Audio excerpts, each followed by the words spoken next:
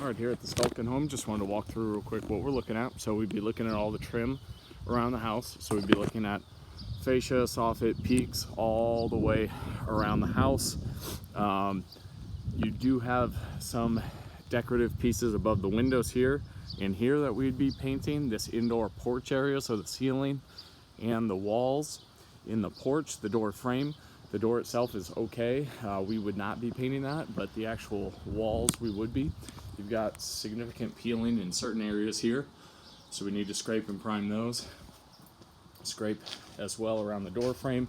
Those are obviously usually where you get your wear and tear, but we'll take care of those. Areas of concern, you've got these couple peak vents here and here that we would paint as well. You've got a garage door frame. The garage door itself is fine, but the frame we would be painting.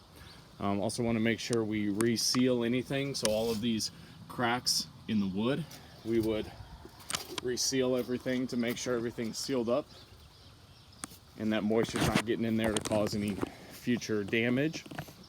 We've got some peeling at the bottom of the door frames as well that we'll need to scrape and prime before we paint. So you've got an upper level of fascia, this upper level of fascia here. Walk around to the side, pretty much just vertical trim boards behind downspouts, vertical trim boards that are exposed. Then you've got fascia around the side, trim boards on the back. Areas like this isn't bad, but I just wanted to highlight it.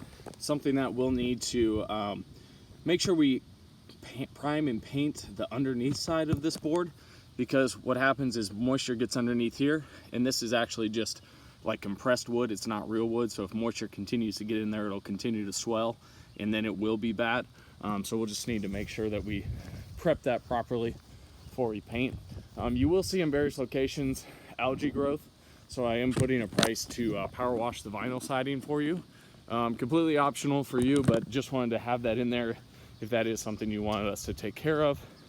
Trim around a couple windows back here, and then this trim board below the back door. Again, you can see that algae growth on that board especially, so we're gonna have to make sure we wash that really well.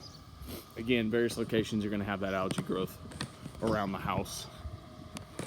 You've got a chimney here on the left side of the home.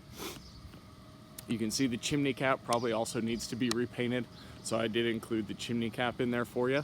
You've got, again, that algae growth in various locations, but really important on the chimney to make sure you get everything sealed up really well, especially these joints, because you're going to have moisture running down the chimney when it rains, and then it's going to get into those cracks. It's going to run along this channel here, so it's super important to make sure you get it sealed up really well, because I have seen when people don't, obviously you're replacing all the trim on the chimney, and that's an expense which I'm sure you want to avoid. So got fascia, vertical trim board behind the downspout, and that's pretty much it. So if you have any questions, feel free to let me know, but I will get this quote over to you here shortly.